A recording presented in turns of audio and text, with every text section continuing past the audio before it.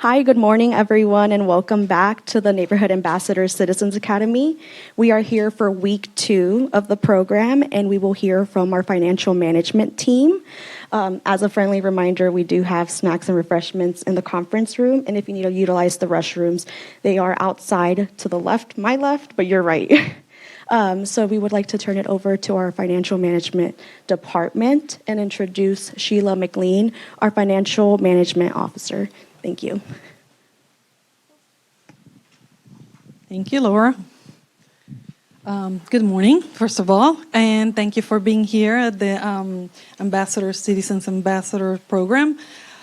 This is our second year doing this. My name is Sheila McLean. I'm the Chief Financial Officer of Manatee County, which only means that I'm the money lady, right? So today we will be, my Fiscal Services Division Manager will be the one presenting on our behalf. I appreciate any questions. Please don't be shy. We're here to help you understand. I know there's a lot of information in there, but we'll take it one step at a time. And again, don't be bashful at asking questions, okay? Thank you so much. And with that, I'll leave you with Danielle Fraser, my Fiscal Services Division Manager. Thank you, Sheila. Good morning, everyone. How are you? Good morning. Full disclosure, I threw my back out yesterday, but the doctor said I need to stay up and not hunched over and move around. So this is perfect, but if I look a little uncomfortable, that is the reason why. So thank you so much for being here. My name is Danielle Fraser, and when Sheila asked me to come and discuss a financial management topic, the first thing I thought is put myself in your shoes 5.5 years ago before I joined county government, and what would I want to know? And I was always familiar with federal government level, but not so much local, and how important local government is and how it is to be informed about what's going on in local government. And you hear about the budget all the time. We have X amount of dollars that we spend. And then I thought, how do we fund that? Where does the revenue come from? There's multiple sources of revenue. So that's how I came about this topic today, to discuss the multitude of revenue sources. But as we talk about revenue sources, I'm going to touch on a few other things as well, related to financial management. But this is your time, so I really would like this to be interactive. I don't just want to talk the entire time. So at any slide, please raise your hand if you have a question. I can elaborate a little bit more. Yes, ma'am. I'm going to state that in just a second. So if you guys have any questions, exactly right, but raise your hand and ask, and we can elaborate. And if I might have the answer. If I don't have the answer, our CFO is here who will have the answer. So, but this is your time. So again, my name is Danielle Fraser. I've been in Manatee County government for about 5.5 years. I have over 20 years of financial management experience. I have a bachelor's degree in accounting, bachelor's degree in business administration, my MBA, and I recently obtained my CGFO, which is a Certified Government Finance Officer certification. And I'm actually also working on my CPA. I have one more exam to take, and so my goal is by the end of the summer, I'll be a licensed CPA. It was a 20-year-old goal. I had kids, took care of them to, put a backseat to some of my goals, but yeah, that's a big achievement. So that's my education, and my current role is Fiscal Services Division Manager. I report under Sheila's leadership, and I'm going to get to Fiscal Services, what that is, in a second as well. Where's the little, sorry. Oh, that's okay, I have this. The only thing is this weird, I'm facing this way, and the podium's this way, but I have my notes and everything. So first I want to talk about the financial management structure. There it is, and you've met Sheila, our Chief Financial Officer. And then within financial management, we have 3 divisions. We have our procurement division, our Office of Management and Budget, which we refer to as OMB. Under there, thank you, we have our Capital Improvement Program, where we have a division manager over, we call it CIP, when we refer to as Capital Improvement Program. And then we have the Budget Division. And then all the way to the right is fiscal services. So that's the division that I oversee. And just a little history on what fiscal services is. So you last week, I heard administration was here and they talked about all the departments, right, that we have. Well, within those departments, in order to support day-to-day operations, you need a fiscal team in there to help first advise the department director on how much money you have to spend, how you're doing spending it, but also if you think about the day-to-day operations of what it takes to run a county, whatever form of purchasing that we use, that's what a fiscal team does. They support your day-to-day operations, the day-to-day operations throughout the county. If it means processing a purchase order to fix a toilet at Robinson Preserve, all the way to something a lot bigger. But if there's hundreds of transactions that occur every single day throughout Manatee County. And each department has a fiscal team. So they have a fiscal services manager, and then they have staff under them. And depending on how large the department is, that's how we have structured it. So your larger departments, such as utilities or public works, property management, they have a larger fiscal team than some of our smaller departments, such as like county admin and HR. And on top of the day-to-day operations and all the purchasing, what we call requisitions that come in, the team is also overseeing the budget that we're spending in accordance to what the board approved. And we keep track of budget versus actual, advising the department director, we're adhering to our budget and also spending fiscally, being transparent. And every purchase that comes through, does it serve a public purpose? If not, it doesn't get past our fiscal team. Yes, ma'am. Do you do a budget, a future budget for 5 years and 10 years? We have, so our capital improvement is a 5-year budget when we adopt every single year. Our operation budget is always we prepare a 2-year budget, but then technically adopt just 1 year at a time. However, there are other 5-year, 10-year projections, such as what is our fund balance going to look like? Do we have enough? Can we fund fiscal year 26 and still be healthy 5-10 years later? Does that make sense? Okay. Any other questions so far? No? Okay. So government accounting.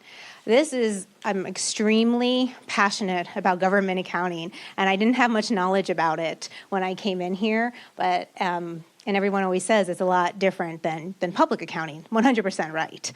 And I have just grown to love it and learn more about it, especially through the certification I received, and even through the CPA has a whole section on government accounting as well.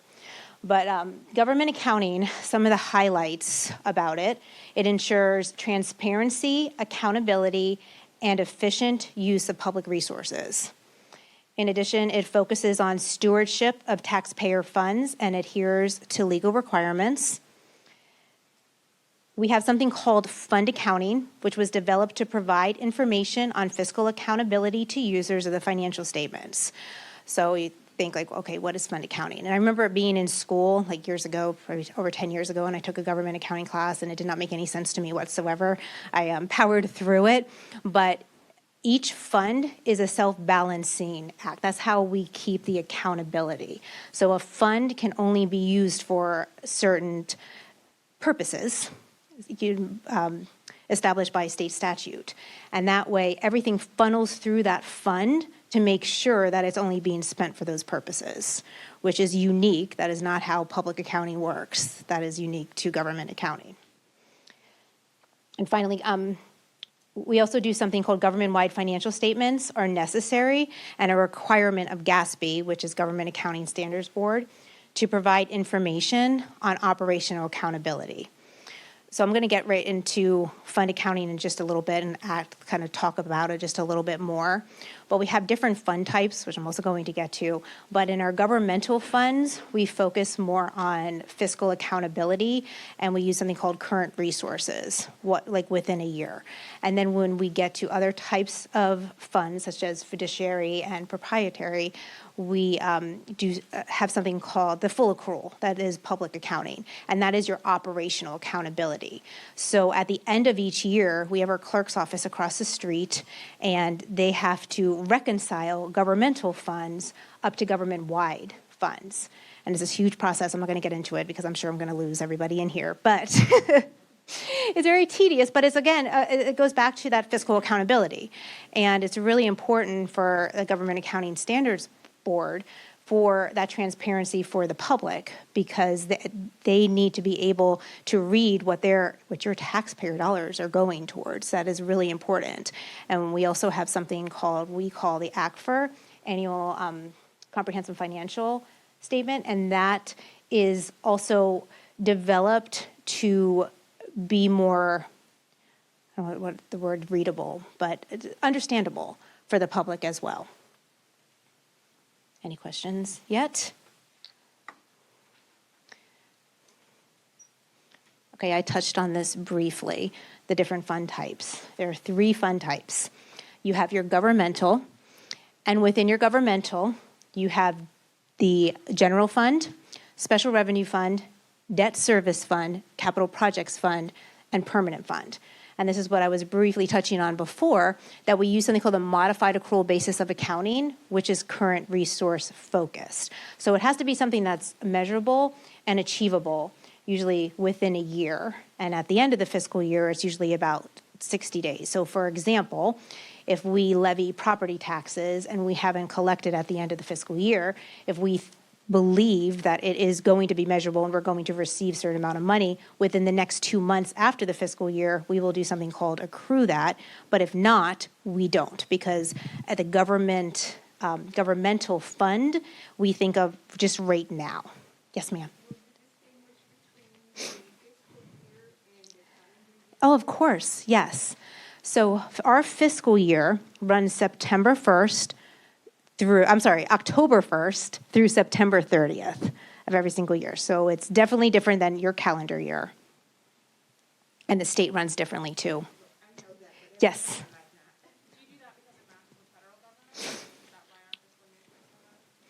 I believe it's the state statute that it has to be local, that it's for our state government has to be that fiscal year.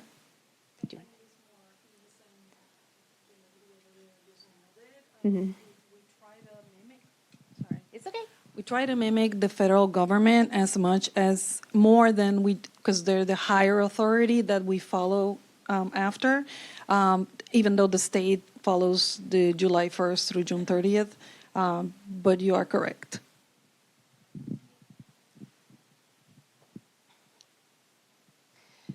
I'm going to touch on the funds really quick, with the governmental funds that I just talked about. Your general fund is the most widely used, and that can be used to essentially fund anything else. So it has, I don't want to say, no, it doesn't have no restrictions, but probably the least amount of restrictions of any of our funds.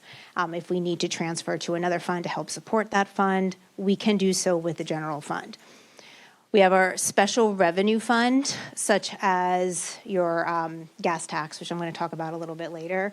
That is an example of a special revenue fund that the purpose per state statute for gas tax is for like road maintenance, and it could be used for like capital improvement. So within that fund, that's what I'm talking about, that self-balancing act, we can only use it for that purpose per state statute.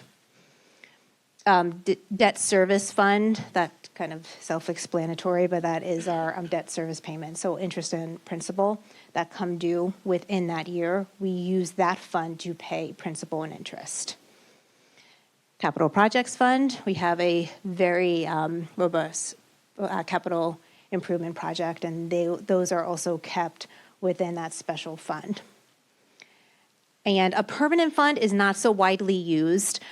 One of the examples of that would be if you had someone had an endowment where we can only use the interest of the whatever we are receiving for interest revenue.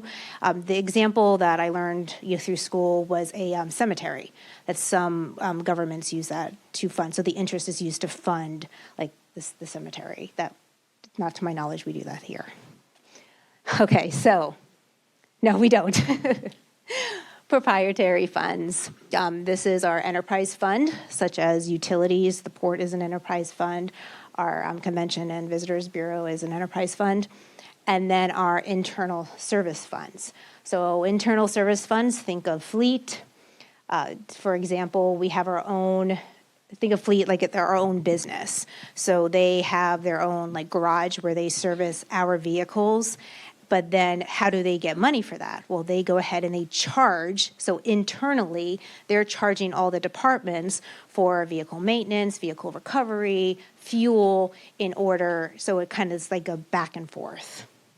Now, the proprietary funds, back to the utility fund, the enterprise fund, which is like utilities, charges for services. So that's more external. So we charge, everyone here, myself included, utility rates, wastewater, water, garbage, which is solid waste, in order to run their business. They are run more like a business.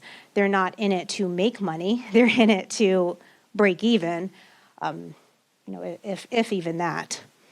And a proprietary fund uses the full accrual basis of accounting because it's kind of more like a business, whether it's an internal business, like internal customers, or external customers. It is run more like what you think of for public accounting. So we use the full accrual method of accounting for that. Okay, I haven't lost anyone yet, right? No? Good. Fiduciary is, we have our pension trust fund, investment trust fund, private purpose fund, pension trust fund, and custodial funds. These are funds that the government kind of keeps track of or like custodial of, but really does not have the authority to make decisions on what those funds are used for. We're just like the gatekeepers until that money needs to be allocated. Best example I can think of is like our pension that we have for FRS. So the county keeps the money invested, and then when somebody retires and they need the money, that's how that works. Good? Okay. They also use full accrual method of accounting as well. Yes, sir. Oh, I put that twice. I didn't mean that instead of the pension, good catch. Instead of the pension trust fund, that should be your, what am I thinking of? Pension investment private. I might have just put that there twice. Yeah. So it's 4, not 5. Yes. Where is your reserve fund located? Oh, we have reserves in every single fund, but we have different types of reserves. I can touch on reserves really quickly too. The reserves, and I don't have this information in front of me, so I'm going to ask Sheila to come and maybe help me out too, but there's different types of reserves. So you have like your unrestricted reserves, like so they're not actually like promised anything. Then you have restricted reserves. The restricted reserves are definitely like your special revenue funds where there's a state statute attached to it. You can only use it for certain purposes. So it's put in something called restricted.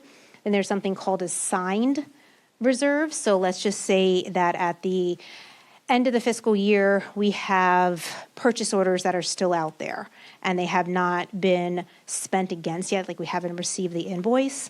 So when we call it an encumbrance, which is also very different than, public accounting. But so every time we issue a purchase order, we encumber that money. So we promise to pay it. So we kind of reduce our budget saying, don't spend this money on anything else. This is promised to XYZ company. And then when we receive the invoices, we charge the invoice against the encumbrance. So we reverse the encumbrance and we report an expenditure. But at the end of the fiscal year, if we still have an encumbrance, we still have an obligation to pay the vendors once the work is complete. So at the end of the year, we assign that to a reserve. So we can't touch it. It can't be anything else. There's also committed reserves, and that would be something where like the Board of County Commissioners has promised to do certain things. So it's like it's not as restricted as a state statute, but it still has like a legality to it because it's our county commissioners who committed it to something else. Did I miss anything that you could think of? So various amount of... It is, I know, we can get so complicated, but every fund has the reserves, yes. Very well explained, Danielle. For purposes of financial statements, the way that Danielle explained it is the higher classification of our reserves, right? Budgetary wise, we have 4 different types of reserves that we budget for. So we have what we call the reserve for cash balance. That is basically the generic, all encompassing reserves, right? And within it, we have a budgetary wise, a policy that defines every operating strong financial fund needs to keep a 20% reserve, which is 60 days equivalent to operational expenses, so that it considers a fund to be a healthy fund, okay? Anything beyond that 20% is what we call stabilization. Stabilization is what you would call your rainy day fund, and we all know that after Milton and Helene and Debbie and all that we've gone through, that stabilization fund is what's going to help the county to survive and weather the storm, no pun intended. But that's what we try, and we aim to have that year after year after year. Then we have from that cash balance reserve, we have the reserve for capital projects. The reserve for capital projects, as we know, we have a very robust capital improvement plan that takes 5 years plans, first year adopted. So when we're doing the year that we're going to be adopting the reserve for capital projects could be, let's just say that we have a project that is not fully baked. We don't have full estimates, but we know it's a continuation of an existing project that we need to reserve those dollars for. So we put the money in there in waiting for anything that's coming. What that helps us to do is that it keeps us accountable. It keeps the department accountable for coming to the board and to the citizens to explain what is this addition to that project going to be and how much it's going to cost and so forth. But we're not forgetting the money that goes attached to it, even if it's an estimate. So we later on don't have to scrape the bottom of the barrel trying to look for more funds. So the capital improvement reserve fund, is there a formula for that each year? Or is it just a total estimate of what is going to be needed for the project? In other words, you know X amount of dollars you're going to be getting. Is a percentage of those dollars go towards that or not? That's a very good question. So we have 800 plus projects in the capital improvement plan, right? So we may have projects that are multi-year. Example, we had 44th, which we've been building for over 20 years, right? We got Moccasin Wallow, we got Upper Manatee River Road, I can go over and over and over, right? But those projects, let's just use 44th, right? We know that we're getting towards a certain tranche of 44th, and then now we're doing the bridge that's going over 75, and we know that we're not a full estimate of how much the bridge is going to cost us, although we're there now, right? But last year we weren't. And this bridge, we estimate today based on what the engineers have said, okay, I think based on where we are today and all that is needed to get it through, I am no engineer, so I cannot tell you all the details of what entails to put a bridge, but then we'll say, okay, our estimates, based on what we know today and all that, it's going to cost us another $50 million, which it was over 90 when it came, right? And we know the reason why. Once you get to the work, then all the other things come up. But it's going to take $50 million. But I am a commissioner. I want to see a little bit more being brought to the board so the citizens for transparency can see this is really not going to cost $50 million. But we put that estimate based on the best estimate that we have at the time. So that goes in a reserve for capital project, and we move forward. That we have set aside something and not forget about it. Again, that's transparency, it's accountability, and any other projects that are coming down the pipeline, then we're not utilizing those resources for anything else. Okay, so that's the reserve for cash balance. Then we have the reserve for contingency. So the reserve for contingency, again, for transparency purposes, a department may come and say, okay, property management, we need to change the roof at the Judicial Center. Well, damn, but so okay, so explain to me how long is that going to take? How much are you going to need?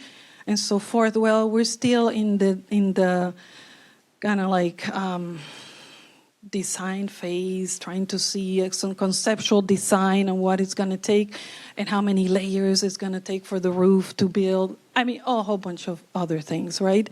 So while we're waiting for that, they want to say, okay, and it's going to take me like $10 million I'm going to need for that roof. And I said, okay, that sounds like a very, very rough estimate, and it's not validated by anything, but we don't want to forget the need. Okay, so how about we just reserve that, and when you're ready with a full program, you come to the board and you explain to them what the program is going to be about. And then the money gets taken out of that reserve through a budget amendment on public forum, and then the program moves forward. The roof gets replaced and so forth. So that's the contingency. Yes, sir.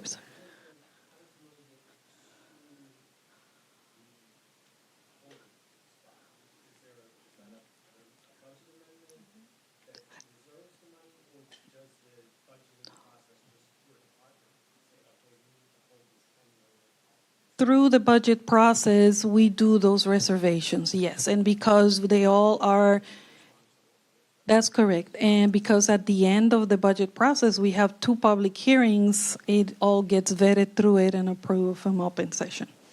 So it's just like the same as doing a budget amendment. Yeah. I was just say really quickly, and then when they're ready for it, like to fix the roof, for example, and they have an actual like estimate, okay, we're ready to go, then it comes into their budget, property management's budget, via a budget amendment. So the board's approving it through the budget cycle, and then they're approving it again, because we cannot process a budget amendment without the board's approval. Yes, correct. Perfect, yes. You got it. By Florida statute, we cannot, this contingency reserve, we can only take in total a contingency of no more than 10%. So we have to be very mindful. We're just not going to reserve for things that can become a full budget. So once we hit that 10% or less, then by Florida statute, you can't put more in that contingency. Okay, yes, ma'am.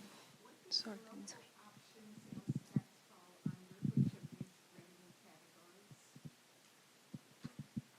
Or local option, it's governmental, special revenue. It's a governmental special revenue fund. Just Yes. because of the revenue nature designation, it makes it special revenue.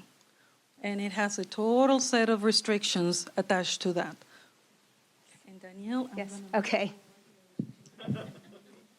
And touching really quickly, on the capital improvement and the reserves and the importance of reserves, I also want to mention, we've had so many challenges over the past 5 years since COVID. COVID, we kind of had a standstill because not necessarily the work was still going, but the materials, everything was delayed. And then the prices escalated unlike anything we've ever seen before. So even though we had a contingency set aside in reserves for that, we didn't have enough. So the challenges we face, we have these estimates for projects that, educated people make, engineers, 44th, but no one expected the past 5 years that we've all experienced with inflation and all the other different challenges that we have had.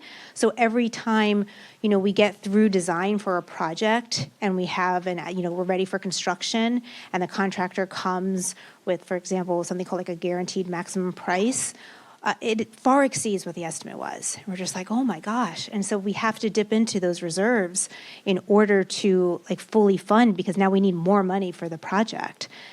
So it's just definitely the importance of reserves. And also this past summer, Debbie, Helene, Milton, we've are anticipating spending over $150 million for all of those storms. You know, the debris cleanup alone, we did not expect that. And we're all honestly just, however you think, just hoping that this doesn't occur again this summer. Like, that's, again, importance of having that money in reserves, regardless of what classification. You're welcome. Okay, any other questions? I love the questions. Great questions. Okay, here's our fiscal year 25 adopted budget. And the reason I'm showing this is because I wanted you to focus on that bottom orange part. We have to have a balanced budget. So if you look at the expenditures on the bottom, $1.3 billion. That's what it takes to run a government in fiscal year 25. But per state statute, we have to have a balanced budget. So that means the revenues that come in have to match that, or we don't have a balanced budget, or the board can't approve all of the various programs that every department offers to their citizens. And while I'm here in the adopted budget, I just want to quickly touch on the budget process and how it relates to, my staff with fiscal services, because I stated that at the beginning. So the total budget process takes 11 months. Feels like we're doing it year round. It is a very, very long process that kicks off in the budget office.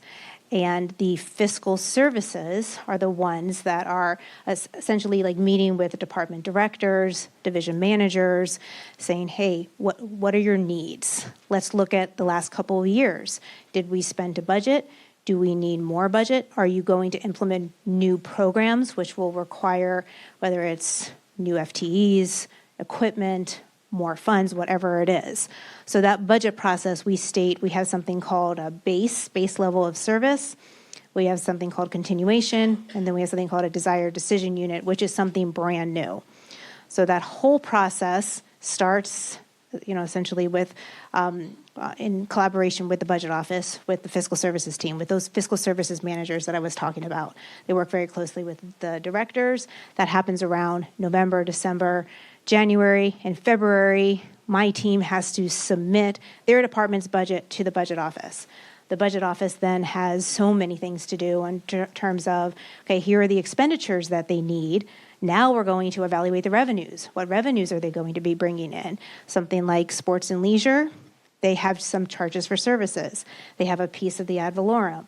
So are they, bringing in enough through the GT Bray membership, for example, or pickleball, plus the ad valorem? Do they have enough to support their expenditures? This goes back to this whole balanced budget. And then, so now, Sheila and the budget team, the OMB, which we talked about earlier, they're finalizing everything. They're making sure, they had to go through and vet with county administration all of the desired decision units and, make hard decisions. Can we afford this? Yes or no? Things were cut. Things are tentatively approved to now present to the board. I urge all of you in June, we have 3 budget work sessions. If you don't attend, come and watch it. It's for not just the commissioners, but for the citizens. You all should be very aware of what's going on within county government and where your dollars are going. And then in September, we have 2 public hearings that we have to per TRIM, which is Truth in Millage, and the board, public is welcome to come, and that is when the last public hearing, that's when the board finally adopts the budget in September. So we start in November, end in September, and we get like a 1 month, and do all the other things that have been piling up since then. Yes, ma'am. So I suffered through accounting in college, don't really understand. So when you say a balanced budget, obviously that does not mean that we are a debt-free government, but it does mean that we are always covering our expenses. Correct. We always have to, by law, we have to always cover our expenditures. We cannot go into the negative in any of the funds. How does that work when you're looking at managing your debt service? How do you take on debt service when you do that? Do you have to have a surplus in order to decide, okay, it's worth it to do this in the budget? Well, for debt service, we primarily use debt service for our capital improvement projects because it has to be something that has a useful life of like 20, 30 years that you can pay down that the project. And also, the good thing about debt service is that it's called, you're making it equal for years to come. So us all today are not completely taking the burden of something. When we fund something through debt, then that is ensuring that years to come, 30 years of useful life of that asset, that all the taxpayers then, during that time, 10 years from now, part of their taxes are being used to pay that, or some of the revenue coming in. So what we do is when we are looking through the budget cycle, and Sheila and her capital improvement team is looking at that 5-year plan. So we have all these estimates for these projects that they want to come in or they want to finish. First, we look at our current revenue sources, which I'm going to get to a little later, but for instance, like impact fees, infrastructure sales tax, do we have enough to cover these projects? And if not, that's when that debt service comes in. And we have many prior debt that we are still paying off, but looking into the future to see what is the best source, how are we going to fund all these projects? Does that answer your question? Okay. Good. Yes, it is. And we're really lucky too that we have an excellent, highest credit rating that you can get from Manatee County, which means that we're a strong county, our population, our growth that we've experienced.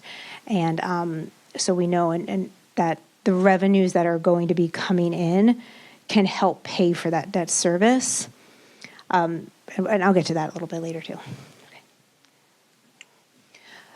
So how do we get to the revenue part? What comes in to fund? So here's our revenue overview. Does anyone need a break, by the way? Are you guys okay? Good? Okay. So our counties generate revenue through various taxes and fees. These funds support public services, infrastructure, and community development.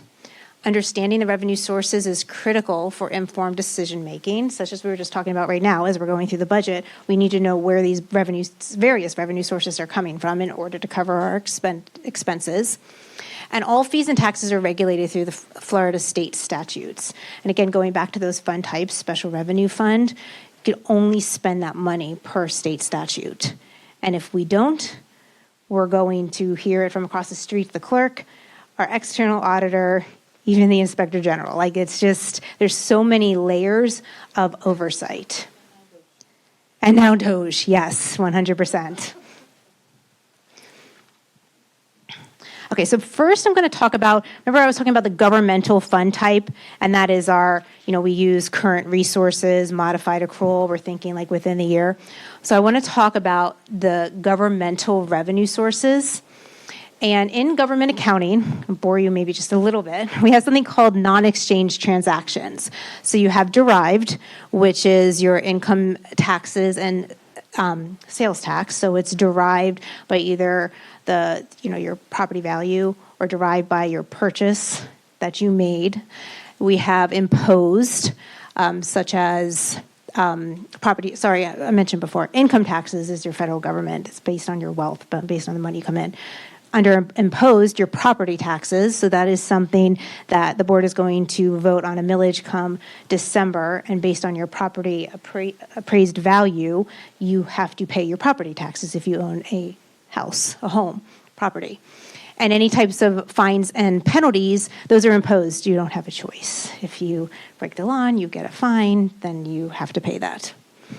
We have government mandated non-exchange transaction, and those are more like federal programs.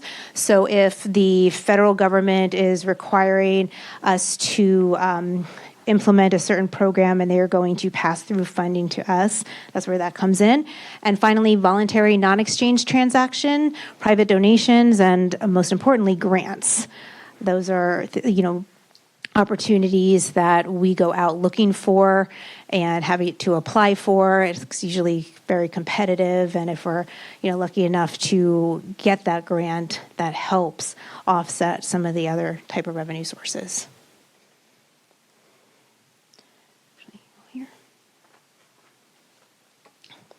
So within those types of revenue sources that I just mentioned, those derived, we have our taxes, licenses and permits, intergovernmental revenues, charges for services, fines and forfeitures, grants, and then, the bucket that covers everything else, miscellaneous. I'll go into some of these. Your taxes, I just talked about that. Those are your property taxes that you have to pay every single year. Licenses and permits. If you ever did any type of modifications to your home and you need to pull a permit, you have to go to our Development Services Department and pay whatever charge they pay. Don't know exactly what that is, but or if you need like a permit in order to do something. Intergovernmental revenues, that would be, between the funds. So we do something called transfers. I mentioned earlier that general fund is the least restrictive. So if, for instance, there was a special revenue fund that, needed a little bit of help, then we could do a transfer from our general fund in order to kind of help out the other fund. And then fines and forfeitures, if you code enforcement saw that you were doing something against state statute and gave you a fine, you have to pay that. I talked about grants already. Building fees, yes, as well. Okay. Any questions? Yeah? Yes. With the idea of property taxes going away, there's a lot of talk, at the higher levels. Mm-hmm. Does your department have a plan on how you're going to make up? I know it's $400 million. The previous slide, it's a major chunk of income. But it's simply put down in the city. Do you have a plan for the next couple of years? She's like, yeah, yes. Very awesome question, and my answer is I hope that doesn't pass, right? Because that's going to be a very big hit for the counties. But the idea of taking away the property taxes is not that the burden of the growth and everything is only by the property owner. So then what he's doing is proposing is we're not going to call it property tax, we're going to call it sales tax. Right, a type of sales tax, so that everybody's paying to play.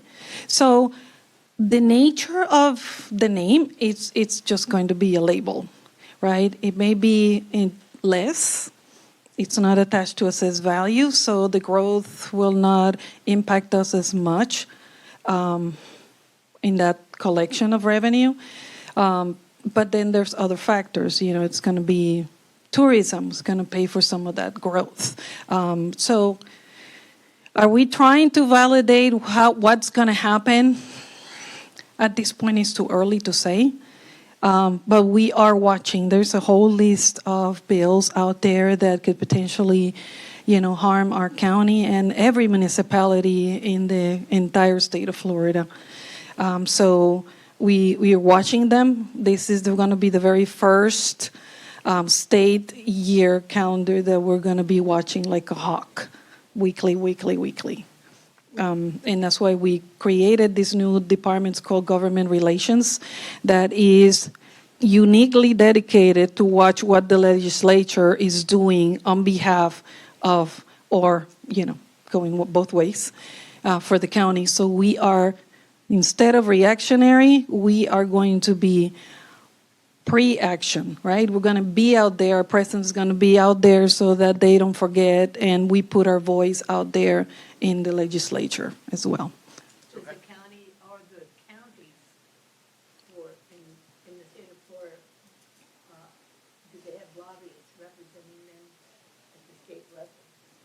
Yes, ma'am. We have a company called Ballard and Associates. They are our lobbyists, but we also have state and federal lobbyists, both as consultants for the county, and the government relations department that we have now. We have an expert on lobbying and government relations as well. So they all are working in tandem to visit as many times as we need to have that presence out there in the state and in the federal government. And where does the charge for your lobbyists come in on your budget? Just curiosity. Very, very good question. That one comes on the governmental side. these are the revenues. So they would be, the lobbyist is part of the general fund, which is a governmental activity. It's inside the general fund. But on their report, the general government. Yes, so it falls on the first category of the general government. Yep. I have another question, back to that slide. You didn't talk about the other constitutional officers. What part of their budget, where is that at in here? Don't you have, they have to present you a budget. Do you want to answer that? I can answer that. Okay. Yes, that's all embedded in there. So that's total. So under public safety, you have the sheriff's budget in there. And I believe, was it 197 million last year? Oh gosh, 235. 235 million of that is the sheriff's office. Yes. So like the clerk's office, what would that come out of? Clerk's office and the tax collector, Property appraiser, where would those come? general government. Okay. Yep. They're all general government except for sheriff, public safety. Thank you. You're welcome. Oh, sorry. Who decides what the lobbyists push for? That's a good question. Definitely the board, because when they go to, whether they go to Tallahassee or they go to Washington, they have the government relations team has to come and present the plan to the board and make sure that it aligns with the board's priorities. And even the budget that we're just talking about, all of that, that has to align to the board's priorities. You know, the departments do not make policy decisions. The department directors could have visions of where they want their department to be, but at the end of the day, it is up to the board. What are your priorities based on your constituents?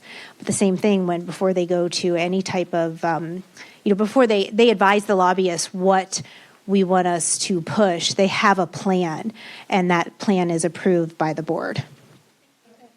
Yeah, we can add, of course. Just out of curiosity, so it's really to your citizens' benefit that some of these laws do not get passed in order for our county to be able to continue to operate the way we would like to have it and the benefits that we get from that. So how do you involve your citizens in this so that your state representatives know that their people who vote for them do not want these bills passed? I'm gonna answer first this lady over here because I wanted to add something, and I will get back with you. So when the legislature, so they're not only voting if there's a bill or not, is it going to affect the county or not, but we also have other things. For example, we have in the CIP some projects that there is some funds out there that the federal government has at their level that could potentially come and fund some of our capital improvement plans. But we have to be that voice, right? We have to put ourselves saying, hey, can I get a piece of that, of those dollars? We need 10 million. So we put our legislative requests and say, can we get $10 million of that pot? I know it can be used for such. So then that's how we get the federal government and the state to fund us some of those dollars. I mean, we've gotten every year for Moccasin Wallow, we got for Hamer, we got for, really significant high dollar projects to help us fund of that, alleviating some of the burden that the county has through the lobbyist. So the lobbyist is the one that goes and puts the voice out there for us. Yes. Yep. We have them working hard. We earn every dollar we pay them.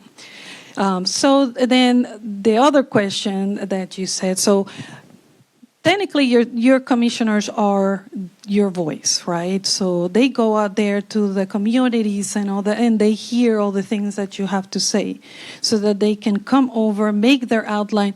We just presented the legislative priorities that the county had on open session in one of those board meetings. So that, we presented to the citizens also, this is what the county thinks, these by hearing what you're saying, these are the things we think that the county needs. And then public citizens' opinions come and, they put their opinions out there. Yes, sir. Well, there is, if you want to call it a direct lobbying, we have our legislative delegation meets with all of the county municipalities and our board at one time. Also, citizens are welcome to come and also present their needs to our legislative delegations, which is three of the House of Representatives and two senators. And you need to watch for that as well. And at that time, the major items that have been talked about by the county are presented to our delegation to make sure that they are sold on what's going on around. Mhm.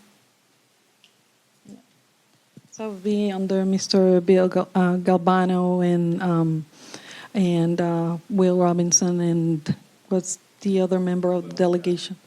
We've got Owen. Brutus is our senator, Mhm. along with Jim Boyd. Will Robinson, this is his last term, Yeah. by the way, term that he's out. We've got Connerly and Owen and everything.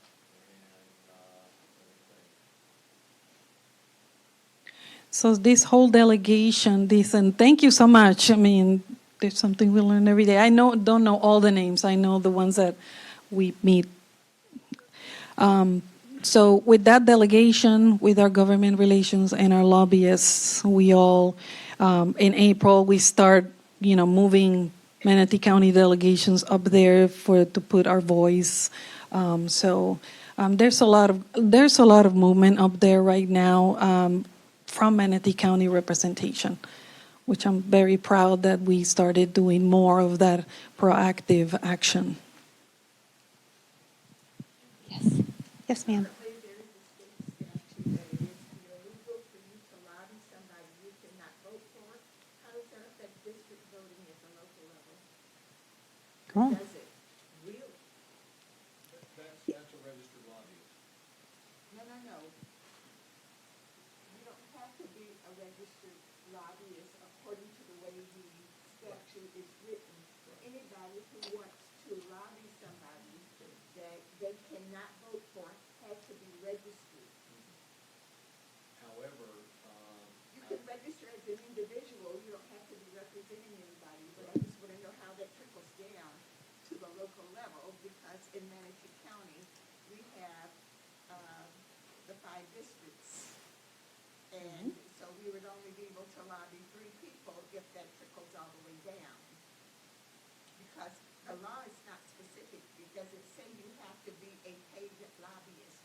It said if you're lobbying someone that you cannot vote for, that's different. That's individual.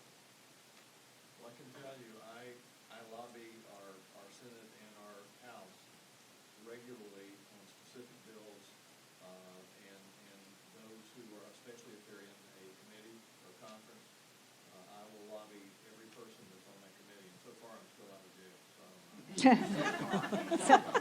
I'll let you know if it Because I've been tossed out of somebody's office, but I had my registration as an individual.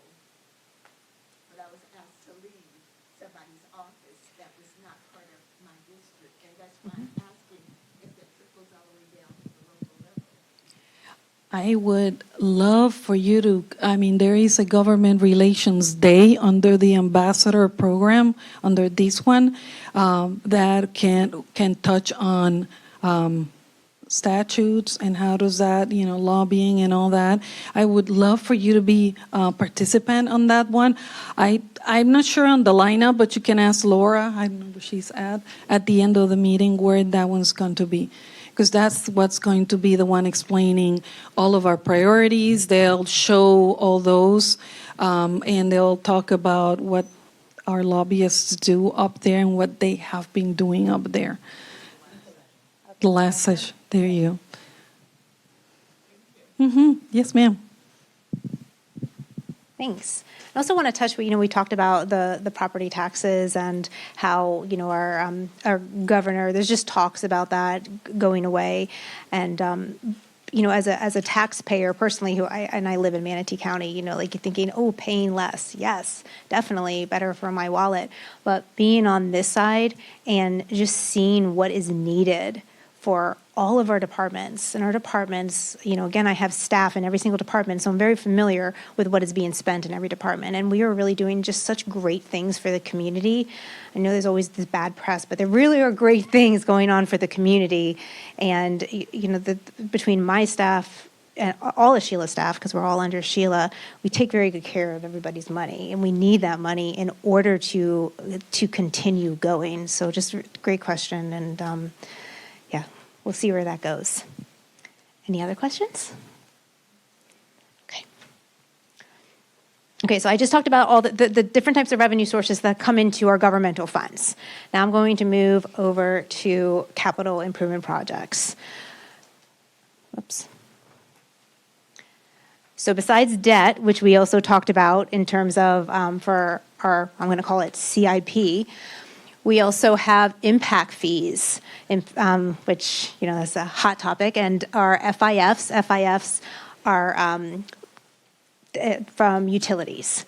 So if the developers are building new homes, we get the impact fees, but on the utility side, there's that infrastructure that also they have to pay into to support the growth. And the good thing about impact fees is that it takes, that we all are not incurring that burden of our, general taxpayer money or ad valorem taxes, that it is coming from, developers, or if it's passed on to whomever is buying the new house. Okay, we have infrastructure sales tax. I'm going to get into that a little bit later to give more detail about that. But this was a 15-year program, excellent program. It far exceeded our expectations. Yes. I'm not the homeowner, I don't know a whole lot about impact fees. They improve utilities in a developed area? All of the above. So it's to improve, so it's anything growth related. So you have transportation, roads. We have, then you have your, even like parks. There's the library portion of it. There are all your underground utilities. So anything related to the growth. Yes, ma'am. Is that like the CDD? Is that how, like in Lakewood Ranch, they have to pay the extra? No, those are completely different. Yes. Okay, also how we fund capital or CIP, gas taxes, debt proceeds. But also talking about debt really quickly, we have two different types of debt. We have general government, and then we have utilities. Because utilities is an enterprise fund, and they actually get their money, charges for services, those are considered separate. So we have to keep our, your utilities projects are separate from our general government projects. Beach erosion funds, I'm also going to touch on that a little bit, but that's part of the tourism tax, one penny, really important. We have a amazing beach renourishment program. I started my career here in Manatee County in it used to be called Parks and Natural Resources. So I'm Charlie Hunsiker, director of now Natural Resources. I mean, he's over 40 years of experience and just really passionate about our beaches. And he himself, just has great relationships, whether it's the U.S. Army Corps or we have the State Department of Environmental Protection, that we get all of these grants or other support on top of the beach erosion funds that come from tourists, not from homeowners, to help renourish our beaches. Grant funds, extremely also very important that we get other type of money to help support these CIP projects. And also intergovernment revenues, whether again it's a transfer from general fund, it can be a transfer from stormwater, parks, utilities, highway, libraries. I can go on and on about all the different types of funds that we transfer from that fund into the capital improvement. Because again, capital improvement is self-supporting. They're all self-supporting funds, so they stand by themselves. Any questions on that? Good, okay. Oops. And then enterprise funds. Those are your, I've said this multiple times, charges for services, all of our utility fees that if you live here have to pay, or regardless where you live, you have to pay some county for that. And intergovernmental revenues, if the utilities was ever in trouble and the general fund needed to help it out. And grants. Again, we keep going back to grants. And we have a whole, a brand new grants division, which is inside governmental relations. And that was formed just to continue, seeking and getting grants. And Manatee County has, sorry, I have a little bug inside my face. Manatee County has always been really great at seeking grants, whether it's community and veteran services. You have multiple HUD grants. We have natural resources that get grants not just for beach renourishment, but for other type of mitigation. I mean, there's just every department has always been excellent at seeking those other funding opportunities. But now we've expanded that even more so. So looking out for more opportunities to, again, take the burden off of all of us.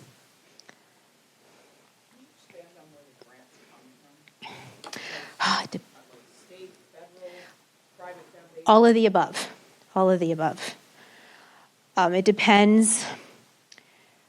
Trying to see if I can give some examples. I talked about the beach for nourishment, and since I'm most familiar with that, I used to work there. We have the U.S. Army Corps that comes in every 7 years and helps. We have a cost share agreement with them. They come in and they help renourish a portion of our beach.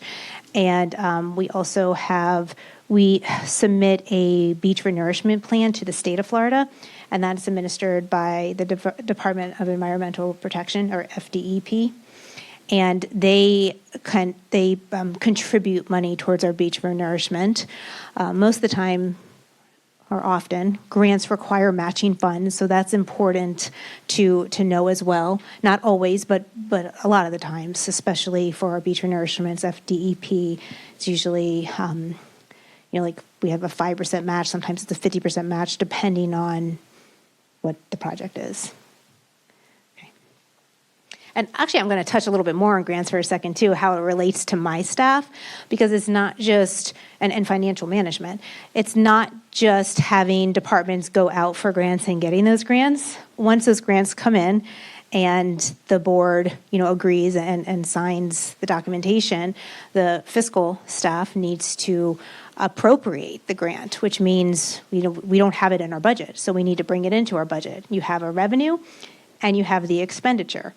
And then the fiscal staff also, once we start spending on that grant, we need to request reimbursement, because the majority of our grants, we don't just get the money up front. We need to front that money, and then we spend the money. But then our staff, needs to, whether it's quarterly, monthly, whatever the requirement is per the grant, because every grant is different too, which makes it even more complicated, we have to request for reimbursement. Now, yes, we spent this. Fiscal staff also has to make sure that what is spent is in accordance with the grant.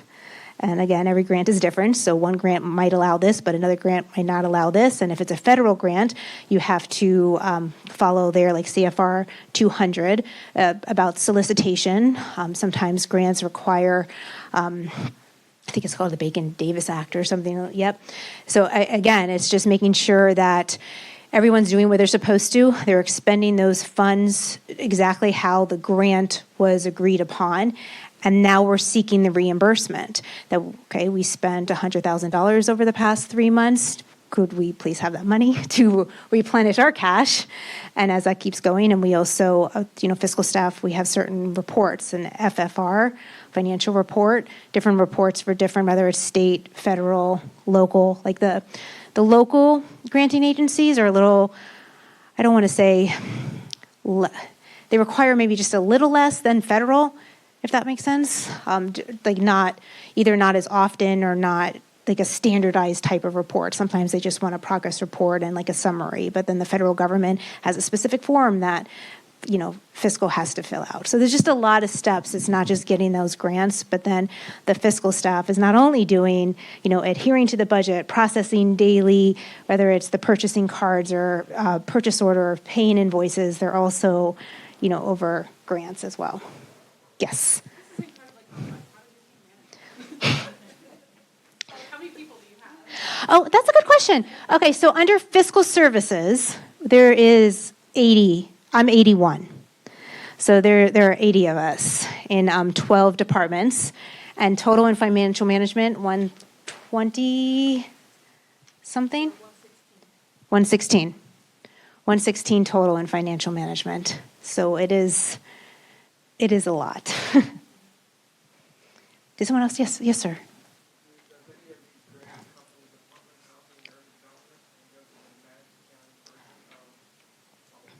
Yes.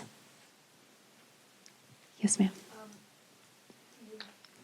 I've seen a grant and a grant for older people for improvement on their homes. Mm-hmm. Now, how do you get but they can't apply for it, say it comes from the federal government, or maybe it's state. They can't apply directly, they have to go through the county or the Yes. city to apply for that. How do you get that information out there to let them know that that grant is available to them?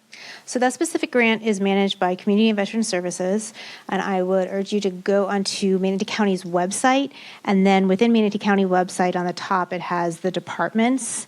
If if you use the internet often, and then go to Community and Veteran Services, and they would have information on there. I know I've seen it personally on Facebook. I know not everyone has Facebook, but in terms of like social media, trying to get it out there, yes, Laura. I also wanted to mention that we will be hearing from our community and veteran services Yeah. department. That will be on June 6th, so they can elaborate more on the programming. Well, is it Yes. just for veterans? No. And the other thing is, why not put that information out possibly in the utilities? When you get your utility bill, it says, this grant is available to, I would, yeah. I just wondering. Our government relations department, typically they'll have like postings online on social media. Sometimes flyers are dropped off at local libraries. So there is an intent where information is publicized to the general public, whether it's online or physical conference. These type of notifications for like the utility department, we talk about restrictions for that to be in a utility bill, it has to be utility related. So when we cross over to other departments, they do a lot of engagement, they do what we call neighborhood connections. They go out to neighborhoods. They talk to different associations. They are all over, not only the website. We have, if you come to this building, we have folks on the third and fourth floor, Laura? Committee on the fifth floor, right? Where if you want to talk, we have an aging services division that can help you navigate through anything, any service, not only grants, that will talk to you about all related. You have from exemptions on property taxes, all the way to grants that are allocated, all the way to utilities being waived, all the way. There's all sorts of services as well for the community. I was just going to say, don't forget they told us last week they got marketing people now, so that gets reached to whoever, whether it's the radio, TV, flyers, people coming in, talking to you at events, but it still matters if the community shows up to engage, and they're not all elderly. And I know that some people have a hard time getting out of their house, but I would assume based on what we said last week with marketing, that that's who they're trying to reach out to, those folks who can't get to themselves. And that's why we're here today too, as far as I know, so that we can help our neighbors. So I guess in summary, related to some of this stuff related to grants, I would assume that somebody in government relations is tracking what's happening at the federal level in different departments where we may have applied for grants previously, and are tracking whether funding might continue or whether or not that grant may go away, et cetera. And I would assume it's going to happen at the state level as well, because they're doing the same thing. Yes, correct. Government relations is watching extremely closely, as well as financial management, because it affects us too. Like reading, watching the news to see what is going to happen with the funds. For the first time, we have centralized our grants, like call it grants countywide, where before you used to have grants in in different variety of departments. Now all those departments have a direct line to grants countywide under government relations. One, so they can monitor how many grants are we kind of like surfacing in the county, which currently it's over $700 million worth of grants that we are out there managing. HUD, we have inside HUD, we have CDBG grants, SHIP grants, ERA, what do you call there's so many that I can't even remember them, but I mean, everything from helping you to rent a house, buy a house, rent a house, utilities. Now we have the disaster recovery grant, the CDBG-DR, which is not only meant for the county to recover, but for nonprofits to recover, for citizens to recover from all that horrible impact that we received from the storms. Right, that's $247 million worth of impact that's going to help the community to recover. So it's really great program right now, and we're very proud of it.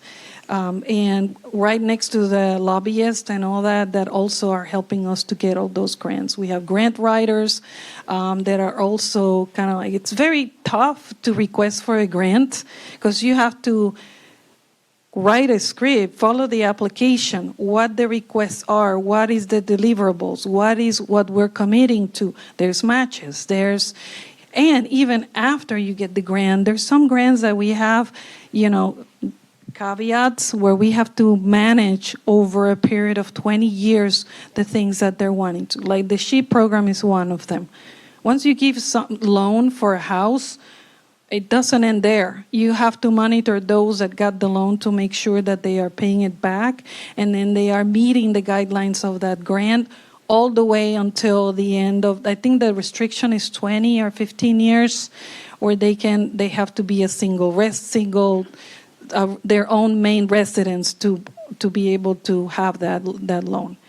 I mean, so there's just so much, like Danielle said, that we all have to manage, not only but post after the grant.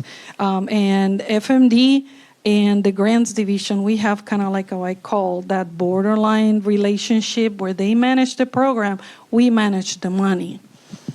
And that is quite a relationship. So I'll ask one more question related to recovery. Oh, sorry. So after Milton, Biden said, we're going to pay for the removal of debris for 3 months, up to 9 days, whatever. Okay. Did that money actually get deposited? So we're now 6 months past Milton. Did that money get deposited? Like we've been paid back for that, or is it one of those things where they're like, this is a barter, So say it was $100,000. I'm sure it was a lot more than that, but that they said, okay, you don't have to pay us back for this because you need the money for recovery. So how does that work? So FEMA, so we got right now the FEMA part and we got the CDBG-DR. They're both reimbursement. We have to spend the money first to recover before we get it back. And that's where financial management plays a big role. We have to monitor, make sure that all those expenses fall the eligibility of it, because there's documentation is a requirement for everything. And right next to so right now, in the disaster recovery, the county has met the 120 days of recovery prior to the 120 days to be able to receive 100% reimbursement of it. For that one, we are right now in validation of all these invoices and paying. So right now we have spent over $46 million, plus there's another 50 committed already, so that would be a total of $100 million of that. That's only one section. That's only the debris. Then we have all those permanent repairs that we call, all of that. It's not as easy because we have to first go through the step of validating what is needed to be fixed. We need to bring engineers, the project managers, looking at all the, yes. That was a limited scope of time that they were covering it. Yes. What it sounds like is the county hasn't received that money yet because you're still in the validation phase. That's correct. We're the first county to receive expedited payment for a total of $29 million, and that's all we have received from them, and that went towards that. The potential of debris collection expense is $100 million. Yes, that's what we estimated so far, what the cost is going to be total. I'm sure you're feeling pressured to get that validation done before they say we're not going to do that. That is correct. So in order for the county not to receive a a short-term cash flow impact, let's just put it that way, because do we have the reserves? Yes. Do we want to deplete our reserves? No. So we have a plan in expectation of that reimbursement, the county is going for a line of credit to be able to pay those and kind of like isolate these monies to be able to recover away from the reserve so we can continue operations and not have to reduce our levels of service in any area of the county, which are much needed. So with that plan, we are solid. Once we start receiving, and our expectation is within a year, FEMA's going to be here next week to do all the discovery and validation and things like that. So from then on, things are going to move much faster. We know that FEMA doesn't work as fast as we would like it to be. So even when we submit all the documentation, all the paperwork, put it out there in the portal for FEMA, they still have to vet through all that, come back with questions, visit us, look at the item or look at the infrastructure that's and so forth. So our expectation is within the first year we start getting some of the reimbursement. Worst case scenario, a 3-year mark of full reimbursement receipts. And in that case, then we will be, once we receive all those monies, we would be paying off the lines of credit all the way down to zero. For some of the categories of the permanent repairs, the county only is going to receive 75% of those costs. And then the other 12.5, the state will pay. And the other 12.5 is the county's share. So CDBG-DR is stepping up to the plate and paying for that 12.5% so the county has no impact. So, that's the good story about going through this whole thing. It's a lot of work, but we're doing it with confident that this year all those storms are going to go away somewhere else or nowhere. And that's important too about the reserves I talked about earlier, because we don't think it takes that long to get reimbursed from FEMA. 3 years. The down south, the Sanibel, Fort Myers. I mean, that was how many years ago? They're still waiting for their reimbursement. So that's the importance of having money set aside for these rainy days, disasters. I'll get to you in just a second. I know you had a question, right?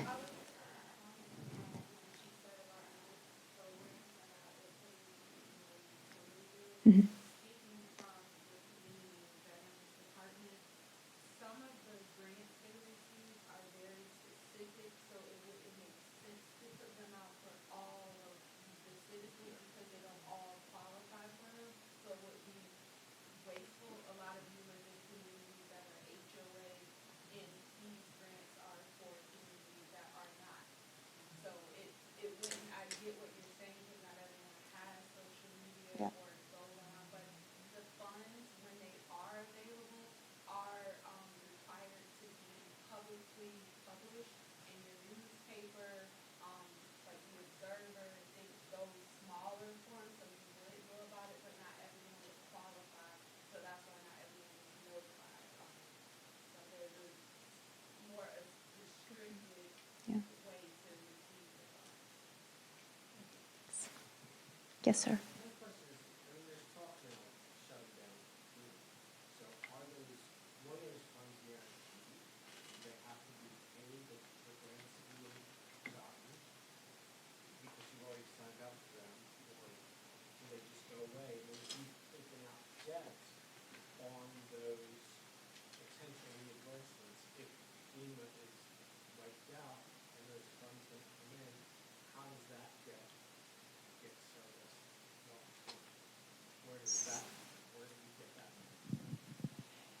So that also has been baked into this plan because everybody has the same question. And we went to FEMA and said, okay, what is the expectation of what's happening at the federal level to impact the counties? What if we start, it's not only that one, it's also the CDBGDR, because, it's all at the federal level. So their answer is once we have provided a DR number, you're inside the commitment.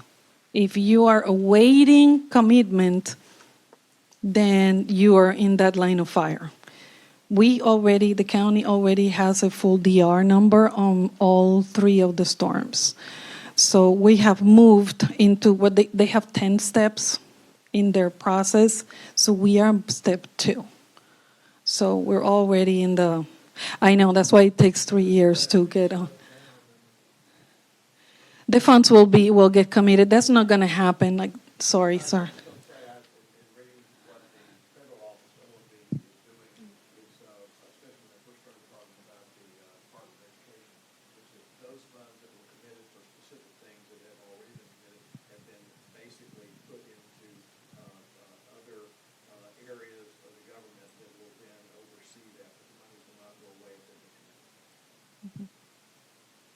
That's a great question. We're going to take a very short break. Do you want to just your question really quickly? Sorry.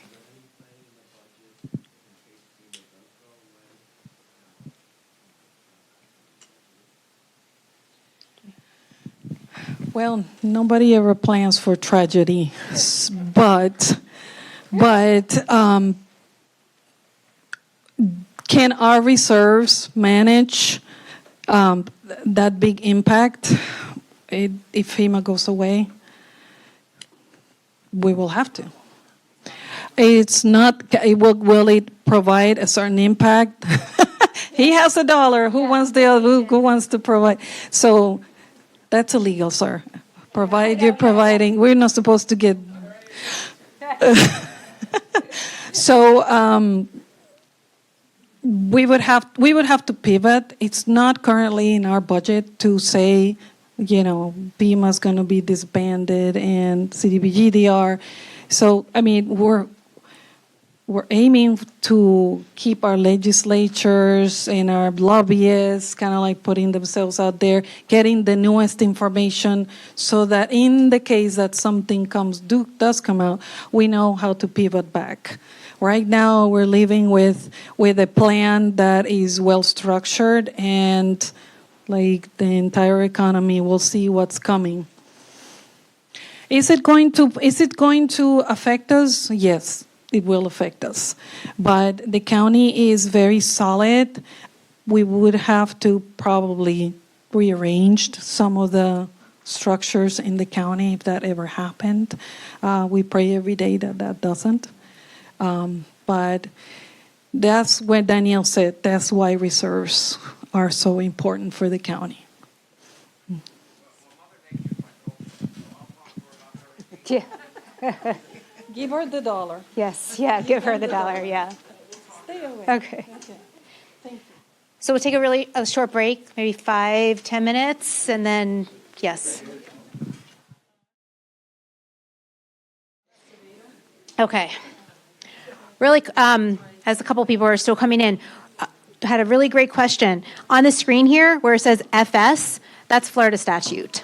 So we use a lot of acronyms, but just so you know, Florida statute. And if you ever want to go look at the Florida statutes, they're very detailed and a little complicated.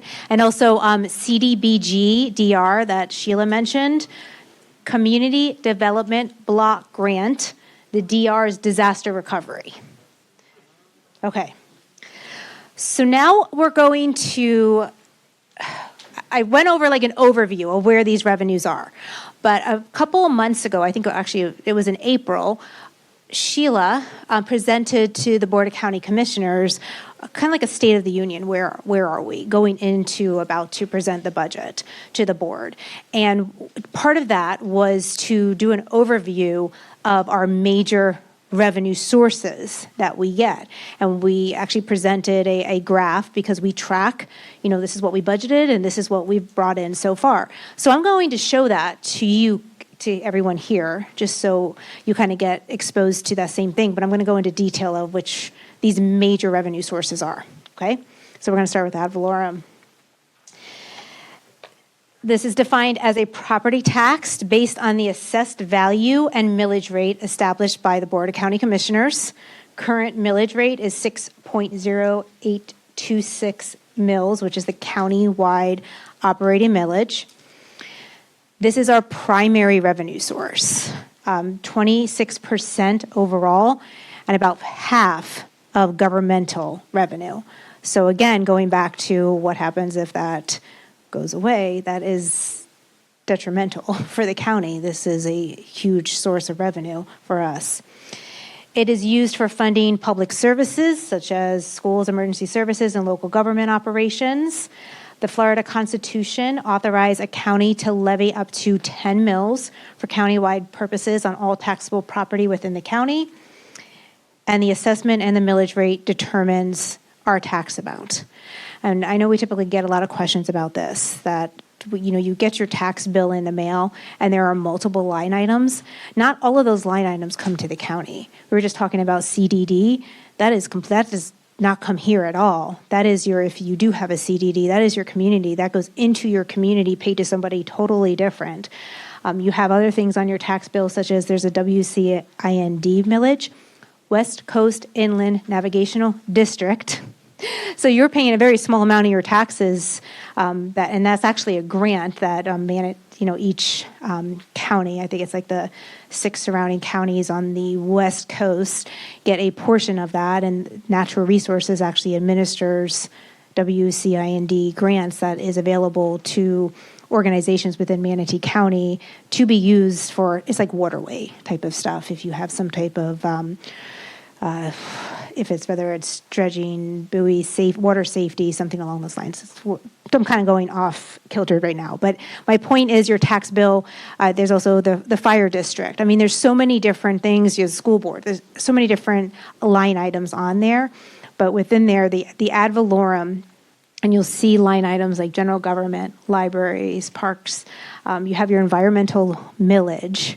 Environmental lands millage, that's that 0.15 mills that was voted on through referendum. The voters voted for that and approved that. That can only be used to purchase and maintain environmental sensitive lands.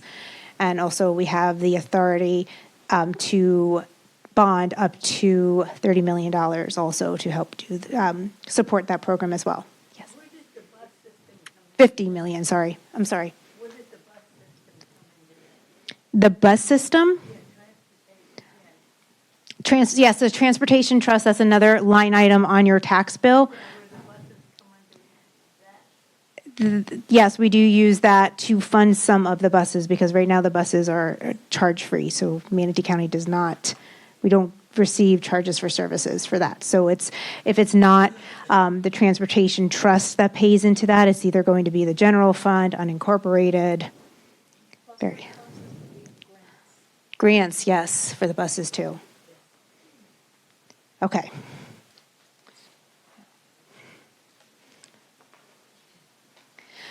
So this graph, this is what was presented to the board. I want to explain what this is. Can everyone see it okay? Yes, okay. So you have 2020 through, and this is fiscal year 2020 through fiscal year 2025. The blue is going to be our adopted budget, and the green is what we actually collected.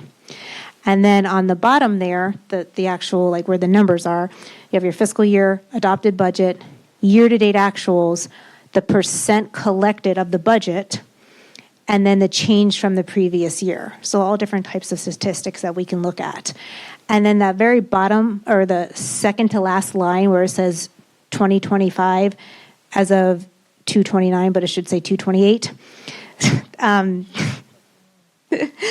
So that is what we collected as of February 28th, 2025. And you're like, well, it's May. Yes, but we didn't want to update this because this was presented to the board, and yes. Okay. So when you see the amount of growth year after year, because it's not that our millage increased, because it didn't, it's because our property values increased because of all the growth. And I mean, everyone has seen that. But, year after year, and our adopted budget for fiscal year 25, $461 million. That is significant. And that's based on, I believe, Sheila, correct me if I'm wrong, that was a 13% growth from the previous year. Yes. And as of 2/28, we collected about 86.64%. There's a reason for that. First of all, we never collect 100% because we budget, based on the assessed values of the homes. And if you pay early, you get a bit of a discount. Also, there's always the chance that if someone is going to foreclose on their home, they're not going to pay their property taxes. So we never expect to collect 100%. But at the end of 2025, we're kind of projecting out, that's a last line item, and we have a circle around the 10.76%. We're increasing almost 11% increase from the previous fiscal year. Yes.